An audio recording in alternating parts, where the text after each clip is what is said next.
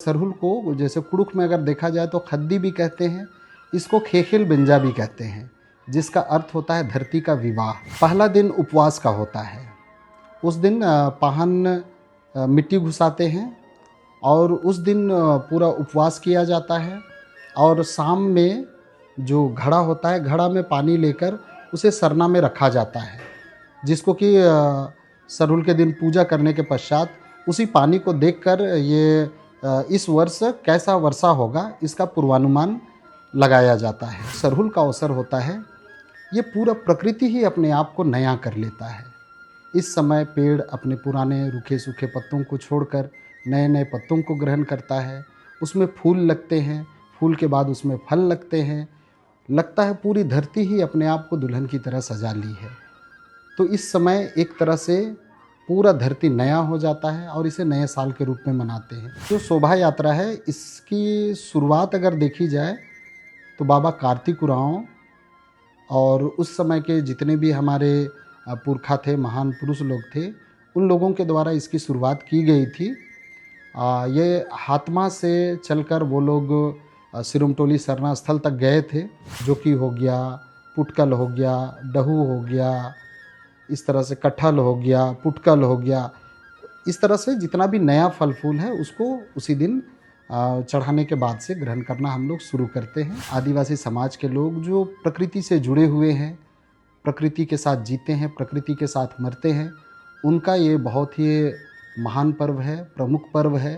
केकड़े को पकड़ा जाता है और उसे चूल्हा के ऊपर में उसको रखा जाता है। और जब हम लोग खेती बाड़ी करते हैं तो जो केकड़ा होता है उसी का जो चूर्ण बनाकर उसको पूरा खेत में छिड़का जाता है। बाकायदे हमारा जो सरना झंडा है उसको इसी साल का एक दिन हम लोग जो सरना में बदली करते हैं वो ये सरहुल का दिन ही होता है। विशेष पूजा का जो उस दिन का जो फूल होता है यही सखुआ का फूल ही होता है। लोटा में पानी लेकर आते हैं और पाहन बाबा का चरण धोते हैं, उनके सिर में पानी डाला जाता है, उनके सिर में तेल लगाया जाता है। इस तरह से पाहन का अपने घर में स्वागत किया जाता है। जोहार, मेरा नाम रवि तिग्गा, राजीपाड़ा सरना प्रार्थना सभा झारखंड प्रदेश अध्यक्ष। सबों को प्रकृति महापर्व सरहुल, जिसे खद्दी भी कहते हैं, बाहा पर्व भी कहा जाता है, बा पर्व भी कहा जाता है, इसकी पूरे देश दुनिया के वासियों को प्रकृति महापर्व सरहुल की ढेरों शुभकामना। ये जो प्रकृति पर्व सरहुल है, खासकर आदिवासी समाज के लोग जो प्रकृति से जुड़े हुए हैं, प्रकृति के साथ जीते हैं, प्रकृति के साथ मरते हैं, उनका ये बहुत ही महान पर्व है, प्रमुख पर्व है। इस सरहुल के अवसर पर इस सरहुल को जैसे कुड़ुख में अगर देखा जाए तो खद्दी भी कहते हैं, इसको खेखिल बिंजा भी कहते हैं, जिसका अर्थ होता है धरती का विवाह। तो हमारे पुरखों ने इस प्रकृति को माना है और इस अवसर पर हम लोग इस सरहुल को नए वर्ष के रूप में भी मनाते हैं। एक नया वर्ष जो मनता है जिसमें कि कैलेंडर चेंज होता है, 1 जनवरी आता है, कैलेंडर चेंज होता है, लेकिन शायद ही प्रकृति में उस समय कुछ बदलाव वैसा नहीं आता है। लेकिन ये जो सरहुल का अवसर होता है, ये पूरा प्रकृति ही अपने आप को नया कर लेता है। इस समय पेड़ अपने पुराने रूखे सूखे पत्तों को छोड़कर नए नए पत्तों को ग्रहण करता है। उसमें फूल लगते हैं, फूल के बाद उसमें फल लगते हैं। लगता है पूरी धरती ही अपने आप को दुल्हन की तरह सजा ली है। तो इस समय एक तरह से पूरा धरती नया हो जाता है और इसे नए साल के रूप में मनाते हैं। इस समय जो इंसान वो तो खुश होता ही है, क्योंकि इस प्रकृति में नए नए फल फूल, साग सब्जी, सारा कुछ हम लोगों को अच्छा अच्छा खाने को, पौष्टिक चीज़ें हम लोगों को मिलती है। लेकिन इसके साथ साथ जो पक्षी इस प्रकृति में मंडराते हैं, सूखा के बाद उन लोगों को खाने पीने के लिए इस समय में जो नए पत्ते लगते हैं, नए फूल लगते हैं, नए फल लगते हैं, उन्हें भी भरपूर मात्रा में खाना पीना मिलता है और इस खुशी में वो चहचहाते हुए इस सरहुल त्यौहार को वो भी मनाते हैं। तो इस तरह से ये सरहुल का त्यौहार सिर्फ इंसानों के लिए ही नहीं बल्कि जीव जंतु के लिए भी खुशी का त्यौहार है। और इस समय इस पूजा को इस रूप में मनाया जाता है कि प्रकृति हमें हमेशा कुछ ना कुछ हर कुछ देता है। प्रकृति के बिना हम एक क्षण भी जीवित रहने की कल्पना नहीं कर सकते हैं, लेकिन वो जो हमें देता है उसका हम धन्यवाद कब करेंगे, आभार प्रकट कब करेंगे। तो इसके लिए हमारे पुरखों ने इस सरहुल का त्यौहार को मनाया। और इस समय जितने भी नए फल फूल पेड़ों में लगते हैं, हम इंसान हैं, चाहे तो उसे तोड़कर हम लोग यूं ही खा सकते थे, लेकिन हमारे पुरखों ने इस प्रकृति का आभार प्रकट किया। जब तक उस फल फूल को चैत्र तृतीया शुक्ल पक्ष यानी सरहुल के दिन जब तक उसको सरना में नहीं चढ़ा लेते हैं, चालाइयो धर्म सिंगमोंगा के चरणों में नहीं चढ़ा लेते हैं, तब तक उसको ग्रहण नहीं करते हैं। अर्थात वो आभार प्रकट करते हैं कि आप हमें हर कुछ देते हैं और इसके लिए हम आपका आभार है, हम आपका धन्यवाद करते हैं। और उसी को फिर त्यौहार के रूप में हम लोग काफ़ी रीझ रंग के साथ मनाते हैं। और पाहन की अगुवाई में जब हम लोग सरहुल के दिन सरना में पूजा करने के लिए जाते हैं, तो पाहन की अगुवाई में हम लोग प्रकृति से, चालाइयो धर्मेश सिंगमोंगा से हम लोग ये भी गोहराते हैं कि हे प्रकृति, हे चालाइयो, हे धर्मेश बाबा, आप जिस तरह से अपने आप को नया कर लिए, पेड़ जिस तरह से पुराने रूखे सूखे पत्तों को छोड़कर नए पत्तों को ग्रहण करता है, नए फूल और फल लगते हैं, रूखे सूखे पुराने पत्तों को छोड़ देता है, उसी तरह से पूरे साल भर में अगर हमारे मन में भी कई तरह का नकारात्मक विचार, हताशा, निराशा, कई तरह का निराशा हमारे अंदर घर कर गया होगा, तो उन तमाम चीज़ों को छोड़कर अपने अंदर सकारात्मक विचार को हम लोग पनपने देंगे और अच्छे सोच विचार और अच्छे कामों के साथ हम लोग आगे बढ़ेंगे। रविदा, जी, सरहुल होता है, ये जी। 3 दिनों में क्या क्या होता है? पहला दिन उपवास का होता है। उस दिन पाहन मिट्टी घुसाते हैं और उस दिन पूरा उपवास किया जाता है। और शाम में जो घड़ा होता है, घड़ा में पानी लेकर उसे सरना में रखा जाता है, जिसको कि सरहुल के दिन पूजा करने के पश्चात उसी पानी को देखकर ये इस वर्ष कैसा वर्षा होगा इसका पूर्वानुमान लगाया जाता है। तो पहला दिन हम लोग उपवास करते हैं, शुरू मिट्टी रखाता है, उपवास करते हैं, उसके बाद सरना में घड़ा रखाता है। और इससे पहले वहाँ केकड़ा भी पकड़ा जाता है। खखड़ा मछली पकड़ने का, केकड़ा क्यों पकड़ा जाता है? उसको पकड़ने के बाद उसको एक हमारे ही में मान्यता है कि केकड़ा जिस तरह से उसके कई पैर होते हैं, तो उस केकड़े को पकड़ा जाता है और उसे चूल्हा के ऊपर में उसको रखा जाता है। और जब हम लोग खेती बाड़ी करते हैं तो वो जो केकड़ा होता है उसी का जो चूर्ण बनाकर उसको पूरा खेत में छिड़का जाता है कि जिस तरह से केकड़े के हाथ पैर जो अधिक संख्या में है, तो इसी तरह से जो हमारे खेतों में जो भी फसल लगाते हैं उसकी बालियां जो है वो ज़्यादा से ज़्यादा हो, इस तरह की भी मान्यता है। तो इसके लिए भी किया जाता है। और ये नया साल है, तो इस समय जो खाने पीने के लिए जो बेहतर कुछ चाहिए होता है, तो अच्छा खान पान में इसे भी जोड़ा जाता है कि हम लोग जो खखड़ा और मछली पकड़ कर लाते हैं तो वो भी हमारे खाने में शामिल होता है। उसके बाद जो सरहुल में पूजा करने के बाद जो नए फल फूल हैं उसको सरना में हम लोग चढ़ा चुके होते हैं, तो उसके बाद वो नए फल फूल को हम लोग इस साल में पहली बार उसी सरहुल के अवसर पर हम लोग उसको नवाइन करते हैं या ग्रहण करते हैं। नई चीज़ों में जैसे जोकी हम लोग जानते हैं, जोकी जिसको सहजन भी कहा जाता है, वो सेहत के लिए कितना फ़ायदेमंद है दुनिया के लोग तो आज जान रहे हैं।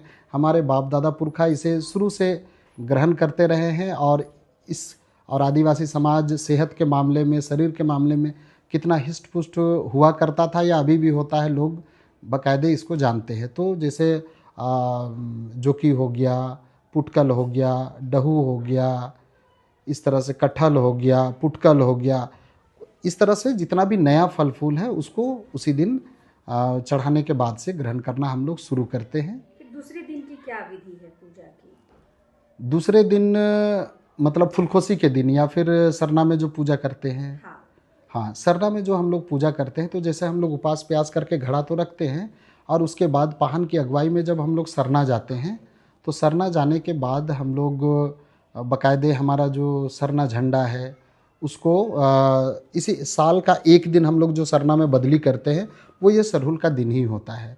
उस दिन झंडा बदली किया जाता है, पूजा आराधना किया जाता है। बाकायदे जो सरई का फूल है, सखुआ का फूल, वो रहता है। विशेष पूजा का जो उस दिन का जो फूल होता है यही सखुआ का फूल ही होता है। तो उस दिन उसी से पूजा अर्चना की जाती है।